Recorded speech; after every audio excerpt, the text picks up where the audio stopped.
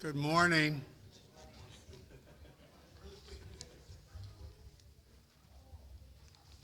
Got a rowdy crew this morning.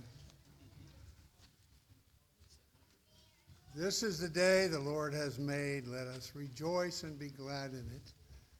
I welcome all of you who are here and those who are participating online. I'm Herb Utlaut, one of the elders here, and I welcome you on behalf of our pastor, Jim Mitchell, in our session.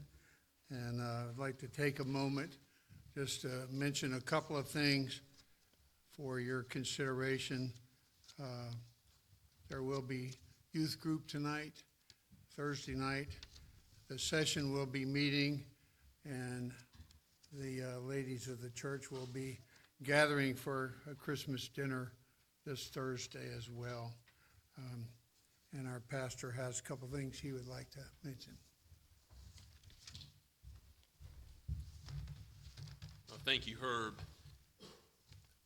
An announcement and a prayer request from the Mitchell family. So first, some joyous news, some happy news. My wife, Crystal, is pregnant. We are certainly grateful to the Lord for that. And a surprise, we're in our 40s. So please pray for the baby and Crystal. We went to the first ultrasound last week on Wednesday, and the baby looks good as far as that first ultrasound goes. But there is another prayer request in addition to the normal advanced maternal age type stuff, that Crystal, it was discovered, has a mass in her abdomen that we didn't know about before when we went to that ultrasound. So its initial presentation was favorable, but we aren't going to know until sometime this week whether or not it's cancerous. So please do pray that it is not cancer. And even if it's not, it's large. It's bigger than a football. And it's a large cyst, perhaps, of some type. And there may be additional complications with the pregnancy because of its size. So we know God is sovereign. You are our church family, and we just wanted to let you know about all of this and ask you to pray for everything involved, knowing that God is working his purposes out. And we'd really appreciate that. There is an announcement also, before we prepare our hearts for worship, about a Christian fellowship at the Mitchell's house on Saturday, December 16th. We're still planning to do that, and obviously we've got a few things swirling around in our heads right now, but we are looking forward to seeing everybody at our house for that Christmas party date. If you can schedule it for that Saturday, we'll make it happen one way or the other. We really do appreciate your prayers, and let's now take a moment as we come before the Lord of heaven and earth and prepare our hearts to worship him this morning.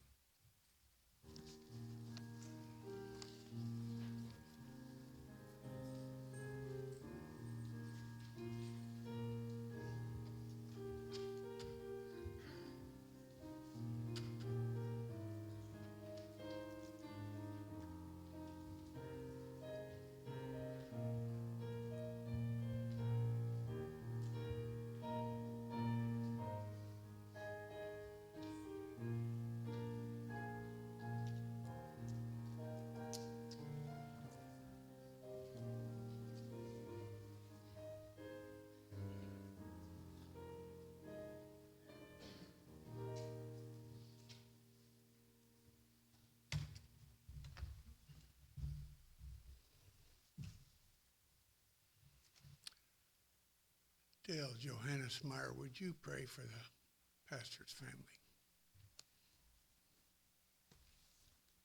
Let us pray. Heavenly, most gracious Father, precious Son, Holy Spirit, Lord, we know you are sovereign. You created everything out of nothing. You created us in your image. But Lord, sin entered the world, and the world now has fallen.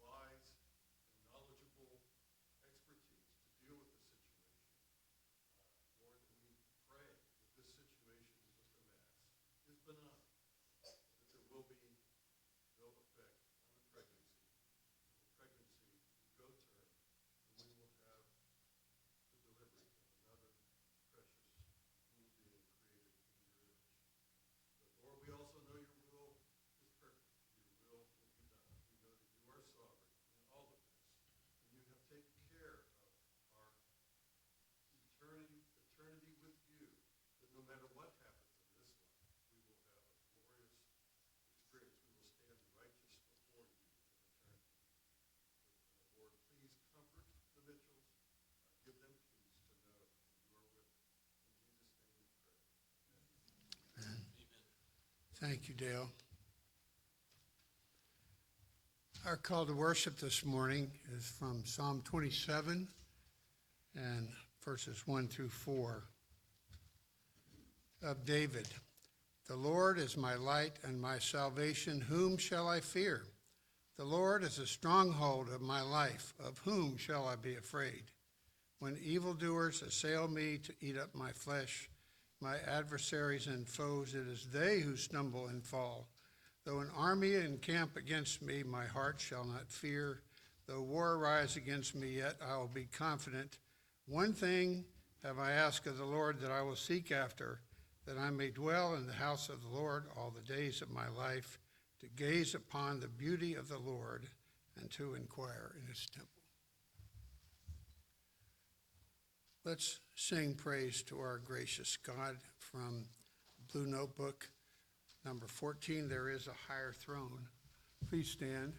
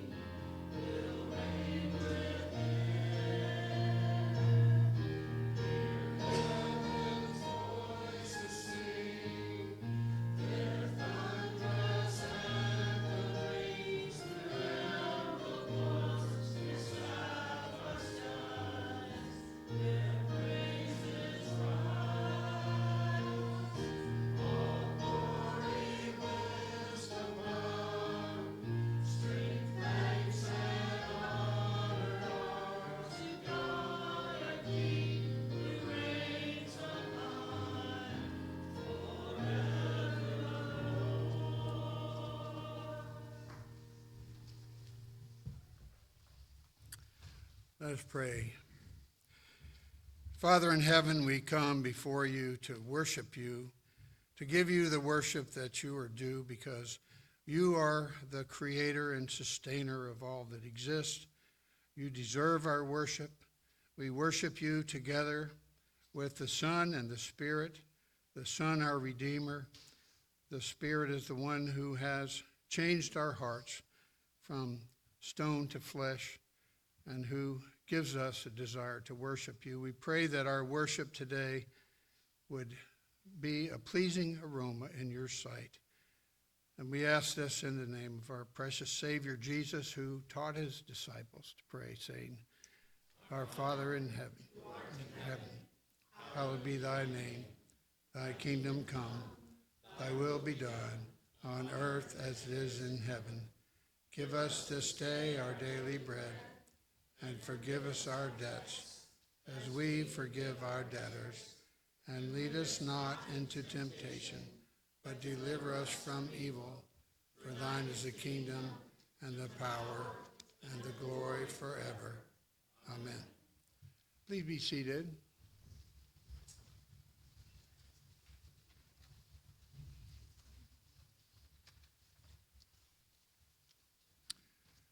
Because God is holy and we are not, as we come to worship him, it's important that we confess our sin and understand our right standing before God with his assurance of our pardon. Our confession of sin is taken from Ephesians 2, verses 1 through 3.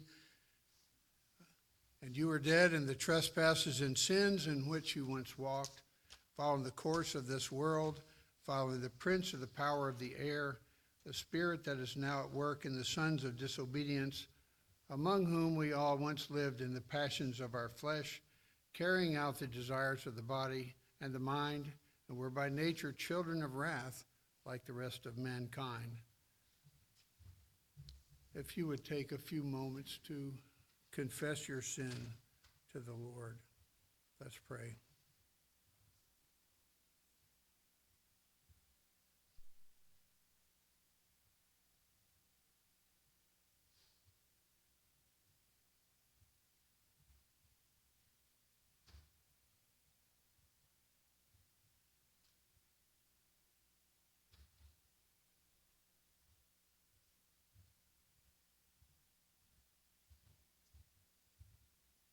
Amen. Our assurance of pardon is from the following verses after our confession of sin, from Ephesians 2, verses 4 through 10. But God, being rich in mercy, because of the great love with which he loved us, even when we were dead in our trespasses, made us alive together with Christ. By grace you have been saved, and raised us up with him and seated us with him in the heavenly places in Christ Jesus, so that in the coming ages he might show the immeasurable riches of his grace and kindness toward us in Christ Jesus. For by grace you have been saved through faith, and it is not your own doing, it is the gift of God, not as a result of works, so that no one may boast. For we are his workmanship, created in Christ Jesus for good works, which God prepared beforehand that we should walk in them. Praise be to God. Now please stand and let's confess our faith from the Westminster Confession of Faith, 8.5 and 8.6. It's in your bulletin. Read with me. The Lord Jesus, by his perfect obedience and sacrifice of himself, which he through the eternal Spirit once offered up unto God, hath fully satisfied the justice of his Father, and purchased not only reconciliation, but an everlasting inheritance in the kingdom of heaven, for all those whom the Father hath given unto him.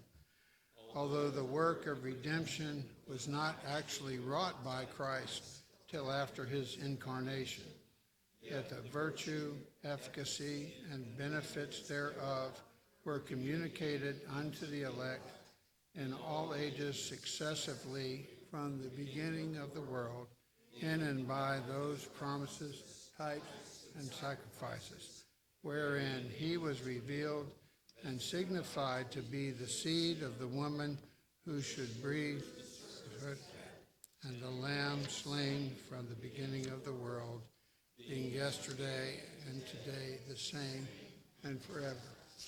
Please be seated. Will the children please come forward for the children's sermon by Elder Joel Reed.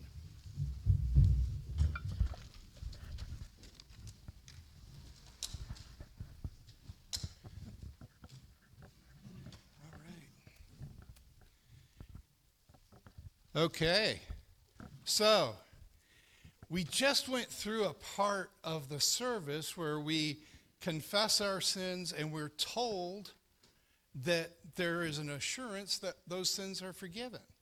Now, in our Bible reading today, John goes through that. But I want to remind you in 1 John 1:9, it says, if we confess our sins, he is faithful and just to forgive us our sins and cleanse us from all unrighteousness. Now, what that means is we need to remember when we do wrong, when we sin, we need to confess that to God. And that doesn't mean just saying, hey, God, I'm sorry, and then going back and doing it again, right? We do that, but part of confession is what's called repentance. And repentance means turning away from. It means that we want to stop doing those things that displease God.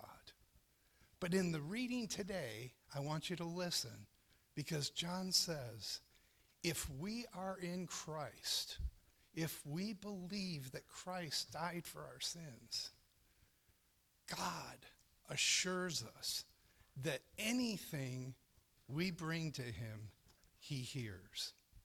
So when we confess, when we ask for things, our God listens to us because of what Jesus did for us.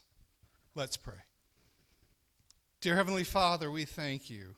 We thank you that you loved us enough to send your Son, your one and only Son, to pay a price that we couldn't pay, and to triumphantly rise on the third day. Father, we pray that you would remind us that you have assured us that what we ask in your name, you will hear us. And in your will, you will provide us those things we need.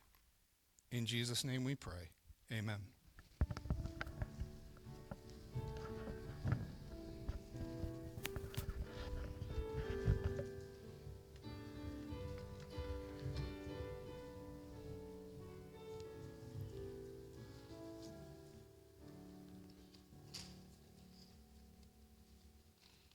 Thank you, Joel.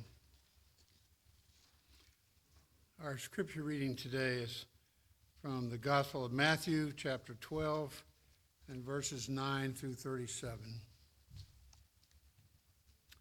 Matthew 12, 9 through 37. He went on from there and entered their synagogue, and a man was there with a withered hand, and they asked him, is it lawful to heal on the Sabbath? So that they might accuse him. He said to them, which one of you who has a sheep, if it falls into a pit on the Sabbath, will not take hold of it and lift it out? Of how much more value is a man than a sheep? So it is lawful to do good on the Sabbath. Then he said to the man, stretch out your hand. And the man stretched it out, and it was restored, healthy like the other. But the Pharisees went out and conspired against him how to destroy him. Jesus, aware of this, withdrew from there, and many followed him, and he healed them all and ordered them not to make him known. This was to fulfill what was spoken by the prophet Isaiah. Behold, my servant, whom I have chosen, my beloved, with whom my soul is well pleased. I will put my spirit upon him, and he will proclaim justice to the Gentiles. He will not quarrel or cry aloud, nor will anyone hear his voice in the streets. A bruised reed he will not break, and a smoldering wick he will not quench, until he brings justice to victory, and in his name the Gentiles will hope. Then a demon-oppressed man who was blind and mute was brought to him, and he healed him so that the man spoke and saw. And all the people were amazed and said, can this be the son of David? But when the Pharisees heard it, they said, it is only by Beelzebul, the prince of demons, that this man casts out demons. Knowing their thoughts, he said to them, every kingdom divided against itself is laid waste, and no city or house divided against itself will stand. And if Satan casts out Satan, he is divided against himself. How then will his kingdom stand? And if I cast out demons by Beelzebul, by whom do your sons cast them out? Therefore, they will be your judges. But if it is by the Spirit of God that I cast out demons, then the kingdom of God has come upon you. Or how can someone enter a strong man's house and plunder his goods unless he first binds the strong man? Then indeed he may plunder his house. Whoever is not with me is against me, and whoever does not gather with me scatters. Therefore I tell you, every sin and blasphemy will be forgiven people, but the blasphemy against the Holy Spirit will not be forgiven. And whoever speaks a word against the Son of Man will be forgiven, but whoever speaks against the Holy Spirit will not be forgiven, either in this age or the age to come. Either make the tree good and its fruit good, or make the tree bad and its fruit bad, for the tree is known by its fruit. You brood of vipers, how can you speak good when you are evil? For out of the abundance of the heart the mouth speaks.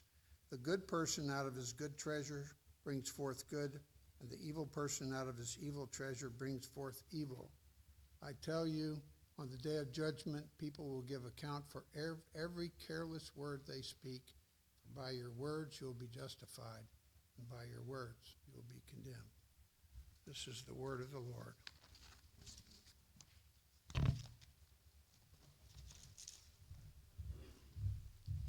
And at this time, I have the pleasure of inviting up Hilliard and Janet Terry.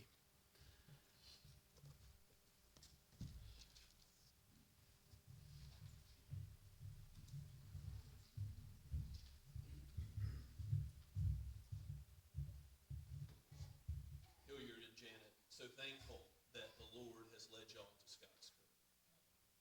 If you haven't met Hilliard and Janet yet, please do give them the right hand of fellowship today, because they have taken these vows that we're going to have them take again in the midst of the congregation before the session and join with us in fellowship. And we are so excited that you all have come to join with us in serving the Lord together. So here are the 7 vows which we discussed and you've already given to the session, the leadership of the church. Do you confess that you are a sinner in the sight of God?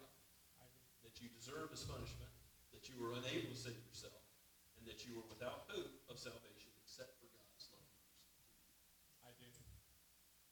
Do you believe in the Lord Jesus Christ as the Son of God and the Savior of sinners? Do you receive and trust in him alone for salvation? I do. And do you accept the Bible, comprised of the Old and New Testaments, as the written Word of God, and that it is the only perfect rule of faith in how to live? I do. Do you promise to trust in the guidance and strength of the Holy Spirit so that you can live all of life as a Christian following the example set by Jesus Christ? I do. And do you promise to exercise faithful stewardship of God's resources entrusted to you for the furtherance of God's kingdom and purposes? I do. And do you accept that the doctrines and principles of the standards of the Associate Reformed Presbyterian Church are founded upon the Scriptures? And finally, in loving obedience, do you submit yourself to the government and discipline of this church, promising to seek the peace, purity, and prosperity of this congregation as long as you are? I do. Please be seated. At this time, we have a question for you as the members of Scots Kirk as well. Will you walk in Christian unity with Hilliard and Jeanette Terry and seek to serve the great King and head of the church, the Lord Jesus Christ, together with them? If you do, would you symbolize such now by standing?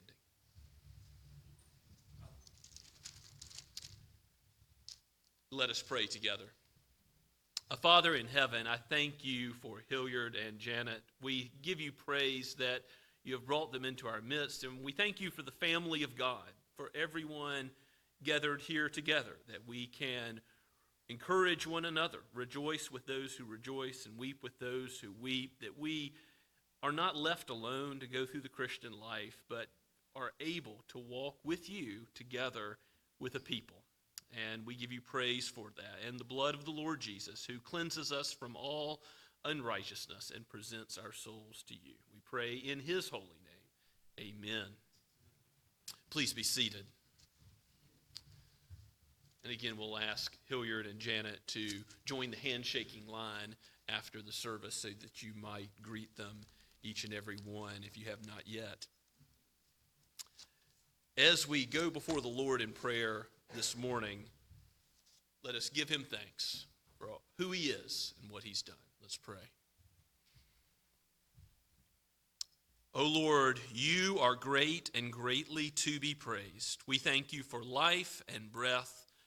We thank you for the opportunity to come in your house, for all of creation that you spoke into existence, for your perfect character, for your being, for your attributes, for your holiness, your justice, your goodness, your truth, your compassion, your grace, your love towards sinners, undeserving sinners. We come not in any merit of our own, but we come before your throne with thanksgiving, knowing that it is your work through Christ that presents our souls as righteous before you. Lord, may he be what binds us together, the life we share in him now and forever.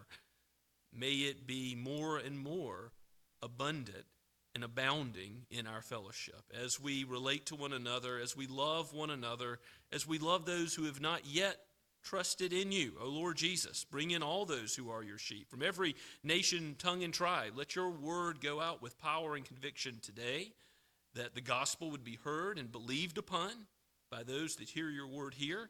And Lord, let your church, wherever your people are gathered throughout the world, may your church be blessed by the truth that is in Christ as it's preached and as it's lived out amongst your people. We do thank you, Lord, that you have given us a family, that we are brothers and sisters, mothers and fathers in the faith. We give you praise that you sovereignly watch over and care for your church, that you abide with us and do order all things to fall out according to your providence for our good and for our eternal blessing. Lord, we thank you for how you have answered our prayers in the case of so many who have been sick or have traveled or who you have brought through surgery. We think of how you've brought our brother Dick Reason through multiple surgeries and brought him back to dwell at home again. And we give you praise for all of that happening and happening ahead of schedule. You are good to your people. We lift up, Lord, Gay Schaefer, who has fallen several times this week, and we do ask for your mercy and your compassion to be shown to her. Let the doctors and nurses know what to do to help her to avoid these falls so that they might stop and she would have relief. Lord, we pray for Dale Johannesmeyer and his upcoming shoulder surgery. We ask, Lord, that it would be effective and that you would guard his life and watch over him in that process this Wednesday. We pray, Lord, that you would guard your church and build us up in the truth. Keep us from anyone who would teach what is false, who would live out what is against your holy law. Lord, bless our leaders to be under shepherds under Christ. Bless our session as we meet this week. Bless our denomination, that we would be faithful to your word and we would not add to it or subtract from it, that we would be your bondservants, slaves to do your will and nothing else. We know that this is no human organization, but the gates of hell will not prevail against it. You have called us together to be about your word and the sacrament and prayer. And so, Lord, let us be a light to the world, salt and light in our generation. May revival come. May a reformation come in our own day because of your people living out the truth. Give us opportunities to show hospitality to others, particularly in the weeks ahead. We ask, Lord, that you would help us to open up our homes, open up conversations, to open up those opportunities to interact with our neighbors, perhaps at work or as we play in the community. We think about these things and know that you are sovereign over all the affairs of our lives. You know when we sit down and rise up. You know us better than we know ourselves. Before a word is on our tongue, you know it completely. And so, Lord, we ask that you would work through us. May we be your vessels, jars of clay, broken and fallen though we are, weak though we are, to show the strength of your gospel in the cross, what is foolish to the world, but is used powerfully by you for salvation. We ask, Lord, that you would use the way in which we relate to one another to show your love to the world. We pray that you would bless the youth of this church. You would bless the children of this church and the various ministry teams which are laboring to see that your will is done. Bless our budget as we consider it soon, that we would have kingdom priorities, that your purposes would be first and foremost in our minds. And raise up another generation of leaders, we pray, for those who will serve on the session and be elders under Christ to oversee the work of the church, and for those with gifts for mercy ministry and caring for the material needs of the church amongst the diaconate. Lord, we're so thankful for how you've provided for these offices in our midst in the years past. We give you praise for your goodness in giving us exactly what we've needed, and we look to you with expectant thanksgiving and for your faithfulness, for how you have done it before. We know you will do it again, and we come to you asking this for the sake of your great name, that your name would be hallowed amongst all peoples. We pray for those in leadership and places of authority. Lord, we pray that you would bring wars to cease and protect the innocent. We ask, Lord, that you would bless your people with your word so that we might go into the world and you would convert even those from Caesar's household, those who are arrayed against your gospel, and make them your servants, trophies of your grace. We pray for those in Muslim lands. We think of the work of the hospital in Sahiwal, Pakistan, and pray for deeds of love and mercy to go along with the gospel there, and for Muslims to hear and believe. We pray for the Whitties and their work in Spain and Toledo, both to refugees and also to locals in Toledo. May your gospel transform lives, and may it be obvious so that your name receives all the praise. Father, we lift up these things before you, knowing that you care about justice in this world, in this life as well. We pray for those unborn in the womb, that there would be protection for them. We long to see a day when the evil of abortion would be no more. We ask this, Father, knowing that you are good, and that you are good to all. You are good to your people, and you send the rain and the sunshine on both the just and the unjust. Bless, Father, for your hand is the only source of good. Your face is all that we seek. Lord, show us Christ, that we would look to him, the author and finisher of our faith, and be blessed by him today. We pray in his name. Amen. As we continue to worship the Lord, let us sing again of his faithfulness. Trinity hymnal number 32, Great is Thy Faithfulness.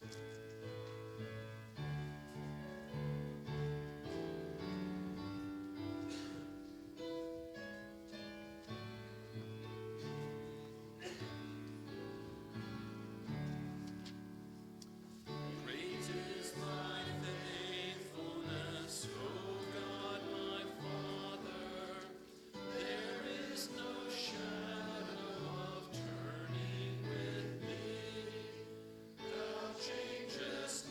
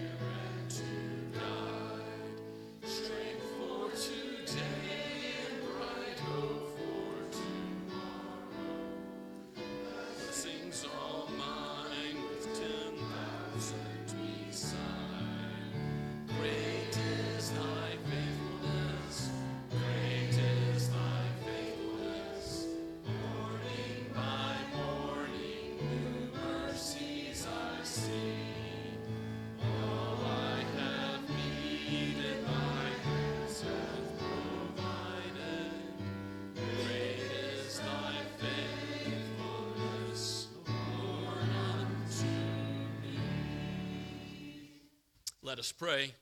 Father, Son, and Holy Spirit, your faithfulness is like your being, eternal and everlasting.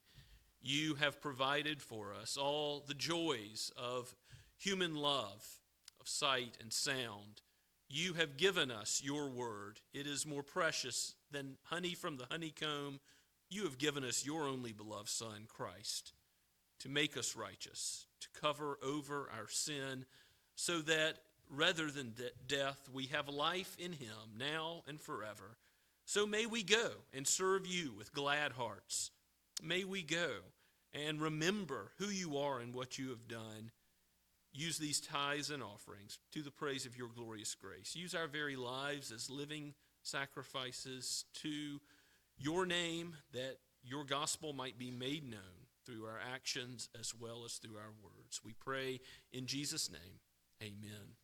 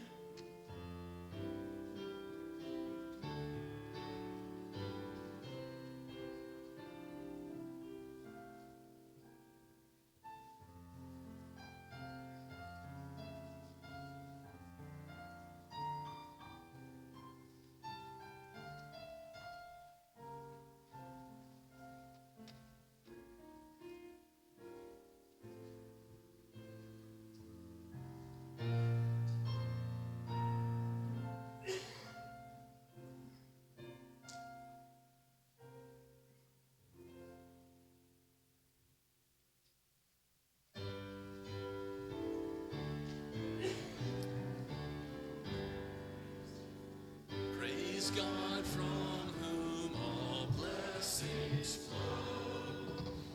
Praise him, all creatures here below. Praise him above, ye heavenly host. Praise Father, Son, and Holy Ghost. Amen.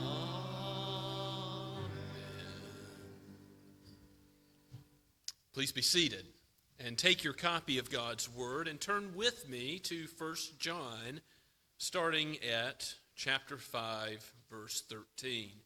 Only going to cover a few short verses this morning, looking at 5:13 through 17. This is possibly the most difficult text in all of 1 John. Last week, as you recall, there's some tricky elements to it, but this morning you'll see the famous discussion by John of the sin leading unto death. And it will lead us to consider the gospel. It will lead us to consider Christ, the forgiveness of sins that's found in him for those who confess their sins. He is indeed faithful and just to forgive.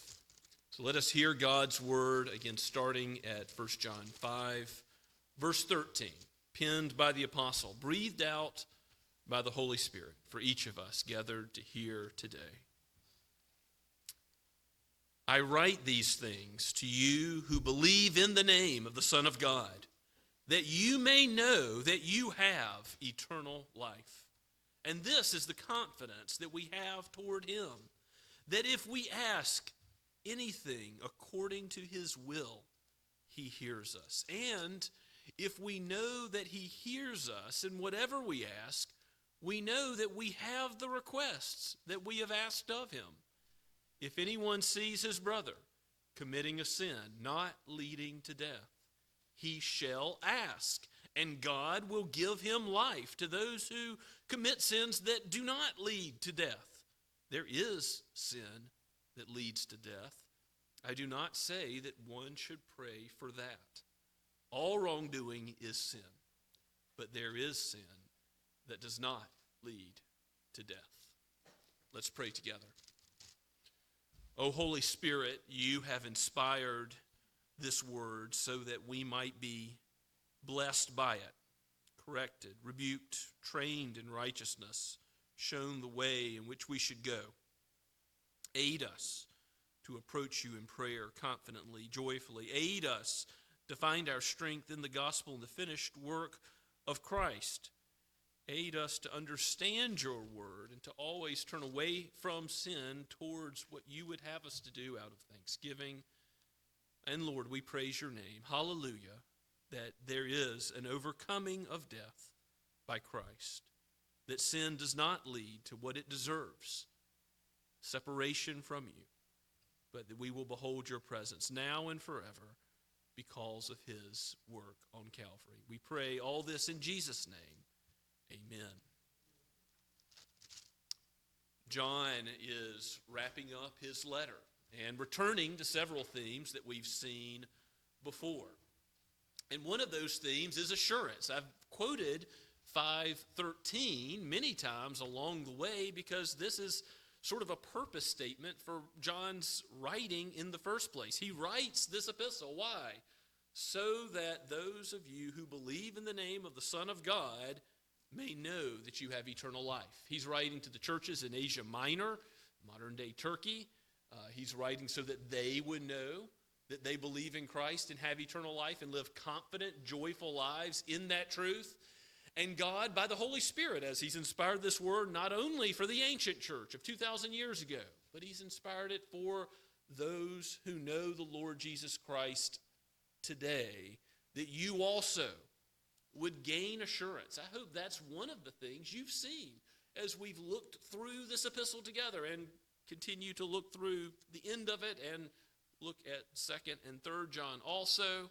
I hope that you see the benefit of confidence in your salvation, knowing that nothing depends on you whatsoever, but that Christ has done it all. You confess your sins, he's faithful and just to forgive. Why? Because his blood has paid for all of your wrongs. His righteous life is presented before God. When we die or when Christ comes again, we will know that we are his. He is our God and we are his people because of the work of Christ. And it doesn't depend on anything we do now or in the past or even in the future. We stand approved because of the righteousness of the Son. That is the abiding that John keeps referring to, of us in Christ and Christ in us. And yes, it results in a love that comes from God, then flowing out to our brothers and sisters in the Lord. It's because we're connected to the vine that we have a shepherd forever. You know, when God rebukes those false shepherds in Ezekiel chapter 34, he says, I myself will be the shepherd of Israel. I myself will seek and save the lost. He will go after them and keep away those who would afflict them. Remember, John's writing in a time where those false teachers are afflicting his flock. So one of the clear applications of this assurance verse, 5:13, is that Jesus abides with his church. We have a shepherd, the shepherd and overseer of our soul, as 1 Peter 2:25 puts it. We have the good shepherd of the sheep. We have the shepherd of Psalm 23, the one who is referred to ahead of time by King David there. We have Jesus abiding with the church in all ages. That's how he can say the gates of hell will not prevail against it. That's how he can say with confidence that we will be his in eternity, because he knows what's between now and eternity. He knows that Satan's doom is sure. He knows that the kingdom of darkness will be defeated. He will shepherd us all the way through every deep valley, every darkness, every affliction, every trial we experience, Jesus is with his people. That's what assurance is based on, our connection to the shepherd. Remember, David says that in Psalm 23. I will fear no evil. Why? Because you are with me. Our shepherd abides. And in that context of confidence, John returns to the theme of prayer. If you look back at the text in verse 14, he's already spoken of praying in Jesus' name, and we discussed that that's not so much a formula at the end of a prayer. It's not like a magic incantation, but instead it's praying in Jesus' will. It's praying in accordance with what his kingdom is about. And we're encouraged as sons and daughters of the Most High, adopted into his family. 1 John 3:1 tells us that's what kind of love we've received, that he doesn't want to give us stones. He wants to give us bread. He wants to give us good gifts, even the bread of eternal life in Christ. And so we can ask confidently as his children, even the way we approach him in worship, as we confess our sins earlier in this service, as we praise him and sing hymns of who he is and give him the thanksgiving due his name. As we approach him in this hour or throughout the week, as we meditate on who God is and what he has done, it ought to be with confidence in our ability to approach the throne of grace. Yes, Hebrews is right in the end of chapter 12 to say we should approach God with fear and trembling. Remember, the Proverbs again and again say the fear of the Lord is the beginning of all wisdom. The righteous, reverent fear of the Lord. But also we should approach the Lord with joy, because Christ has given us a way. As the one mediator between God and man, we have a way to approach Almighty God, the everlasting one who spoke this world into existence and to whom all praise is due. We have a way to approach him through the finished work of Christ that saves us and justifies us, but also gives us a conduit to the Father. He is the way, the truth, and the life. No one comes to the Father for salvation or through prayer, through worship, to worship God the Father, except by him. The confidence that we have ought to lead us to pray large prayers and expect large results. For our God is a great and awesome God. John says in verse 15, if we know that he hears us in whatever we ask, we know that we have the request that we have asked of him. In other words, if we know that our kingdom-oriented prayers that are in Christ's name, that is in his will, not selfish prayers, but prayers for the glory of God, for his name to be honored, if we're praying for what matters to him, John is saying, and this is a shocking way of saying it, that those requests are already granted. God already is giving us what we ask for. Now, it's in that context that John brings up the sin that leads to death, discussing prayer and getting what you ask for when you pray in the will of the Lord Jesus. So, look again with me at verse 16. John relates an experience that is common to believers. Even though sin doesn't characterize our lives any longer, it is a part of the Christian life. We're faithful, and God is faithful and just to forgive us when we confess our sin. If anyone does not confess his sin, he makes God out to be a liar. At the end of chapter 1 in 1 John, that's made clear. Even though later in the epistle, John is going to say, you don't go on sinning. You don't just sin because you know God will forgive. No, you live out of thanksgiving and seek to do what pleases the Lord. Love your brothers, because no one that's not connected to the love of God and therefore loving others is his child. But even though this is common to see a brother or sister committing a sin, look at what John says to do. It's to pray. If anyone sees his brother committing a sin not leading to death, he shall ask. That is, he shall pray in the name of Christ for what God in Christ wants us to pray for, his kingdom purposes. If anyone sees his brother not committing a sin not leading to death, he shall ask, and God will give to him life to those who commit sins that do not lead to death. John says, okay, there is a sin, parentheses, that does lead to death. And I'm not saying you should pray for that. The Westminster Confession of Faith, by the way, doesn't define what this is, but in its teaching on prayer, it just says, hey, you should pray for all kinds of things. Rulers, kings, material needs, spiritual needs, but not the sin leading to death.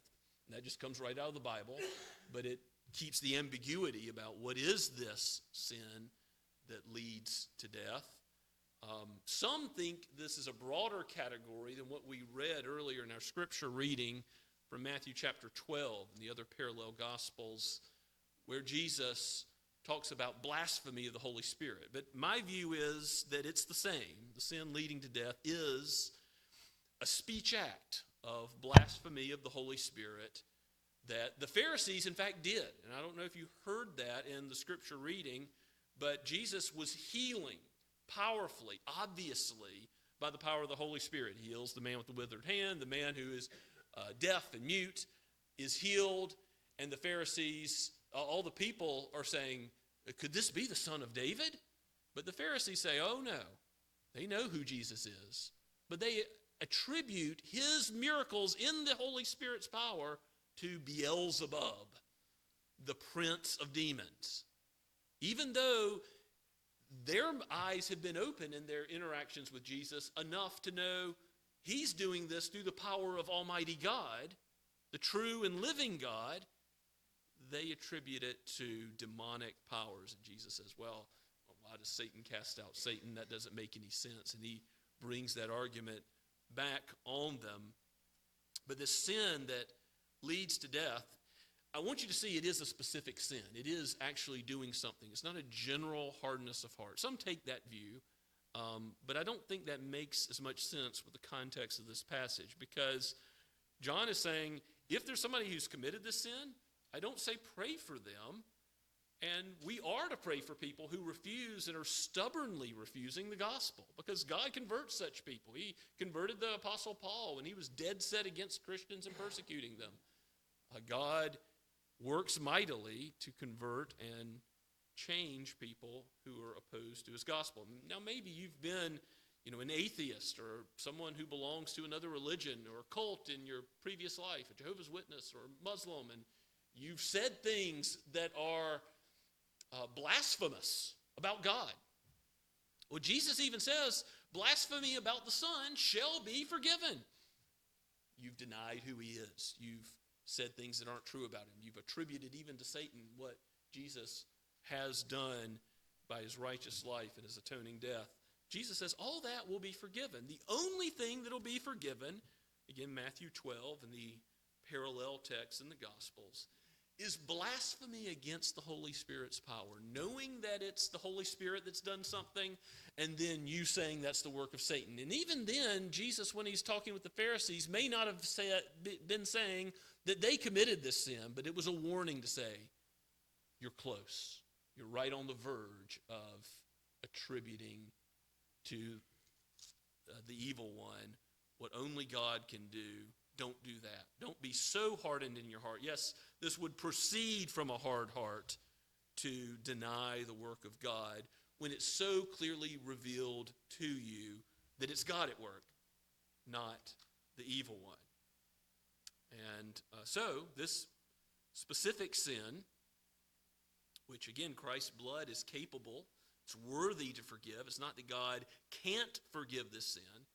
It's that God chooses not in his sovereignty. It's Romans 9 stuff. He can make some vessels for honor, some vessels for his wrath. That's his prerogative. The wages of sin is death. The wonder is that every sin isn't a sin that leads to eternal death, because that's what we deserve. That's what we deserve by offending a holy God with our thoughts, words, and deeds, not doing what he's told us to do, doing what's against his law, and refusing to love him and our neighbor as we ought in 1,000 ways. The wonder of the gospel is that every sin doesn't lead to death. And so God may sovereignly not forgive this one sin of speaking against the Holy Spirit. Yes, out of a great hardness of heart that acknowledges the Holy Spirit's work and then attributes it to Satan. But this is a a common counseling problem where people will come and say, Pastor, I worry that I've committed this sin. I wonder if God will ever forgive me. Now, yes, you can be concerned about committing sin and judgment to come like Judas. You can be sorrowful for sin like Judas was, and then go out and he hangs himself in shame and is overwhelmed by sorrow. That's possible. But the thing is, for someone who wants to turn away from sin and turn to Christ, the promises of the gospel are true. That anyone who comes to Christ will not be cast out. Anyone who comes. If anyone comes confessing their sins, he will be, 1 John 1:9, faithful and just to forgive their sins. That's true. So if you're coming, wishing, desiring to turn away from sin and turn to Christ, guess what? You need not be concerned that you have committed this unpardonable sin. Because those who are in apostasy and hardened into their heart and attributing to God's work to Satan, they will not have that desire at all to repent, to truly repent. So Jesus, as our high priest, saves us completely from every sin, and when we look to him, we should know that our every sin deserved death, but he gives life because of his gracious generosity. Let's turn to Hebrews for a minute. Hebrews chapter 10.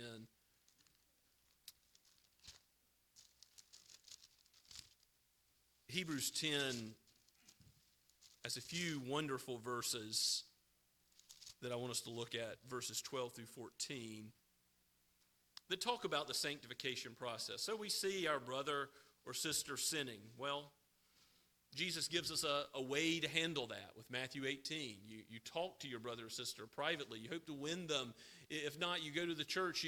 You care about people's sanctification and the truth. But how will it be the case that God gives us what we ask for when we pray for life of somebody not sinning the sin unto death, a sin that does not lead to death? He sanctifies them, those who are still being perfected, you and me, those who are still living a Christian life but stumbling and falling, but are believing in Jesus and are forgiven. He gives the prayer request we're asking for because it's a kingdom request. If you sinned, sin not leading to death, and you've trusted in Christ, the request for life, abundant life, eternal life, is granted in him. And look at how that plays out in Hebrews, in the language that the author of Hebrews uses. Again, chapter 10 at verse 12 down to 14. But when Christ had offered for all time a single sacrifice for sins, all sins, that is, every Jew and Gentile, the children of Abraham, Isaac, and Jacob, who by faith looked to Christ in the Old Testament, and we who look back at him from our perspective now, his single sacrifice for sins cleanses. When Christ had offered for all time a single sacrifice for sins, he sat down at the right hand of God. The work is finished. He sits, showing completion, waiting from that time until his enemies should be made a footstool for his feet. For by a single offering, he has perfected. It's already done. The work is complete. There's nothing that can separate you from Christ's love because you are his and he is yours. For by a single offering, he has perfected for all time those who are being sanctified. You're justified now, and you are being more and more made like Christ. You commit sin. It's not what you seek to do, but you've done it. You come to the Lord, you confess it, he forgives it, but you are always connected to Christ. His blood covers every sin. Before you even commit it, you're righteous in him. You don't have God's judgment upon you, but you have his mercy. As his child, you can come to him. You can worship him. You can approach him in prayer. And you can even aid your brothers and sisters in praying for them, knowing that God is sanctifying them. Yes, the way our sanctification progresses is different in each one of us as he makes us more and more holy. but he's doing it. And as we pray for one another, those spiritual requests are more important than any others, that we would not only be benefited materially for a little while in this life, but that we would receive the benefits of knowing Christ, knowing him forever, and progressing in that sanctification process that ultimately is not about our work, but about the Holy Spirit's work in us. That's the truth about the Holy Spirit, the Spirit of truth. He's not to be blasphemed, to be said something false about, but he leads his children into the truth. He guides us into his righteous paths. He guides us to Christ, the source of our confidence, the source of our assurance. Let's pray together.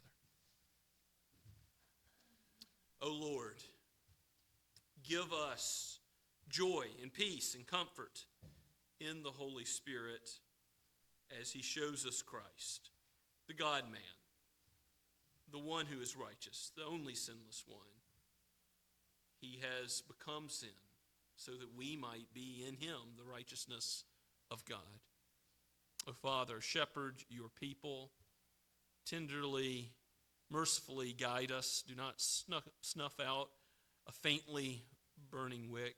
Do not break those who are weak, but build them up in the truth by your Spirit's operation to know Christ and to know him more and more until this life overflows with love and anticipation of seeing your face in eternity, so that we might know you as you are and know the full blessing of the covenant which you have established of old, that Christ is fulfilled. We pray all this in his holy name.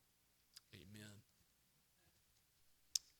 Let's give thanks and praise to God now from Trinity Hymnal number 465, Marvelous Grace of Our Loving Lord. Let's stand as we sing.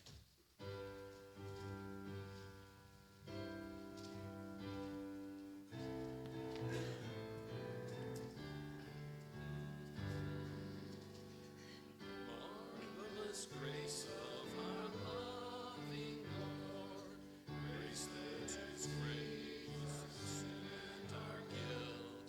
Yonder on Calvary's mount outward, there where the blood of the Lamb was spilled.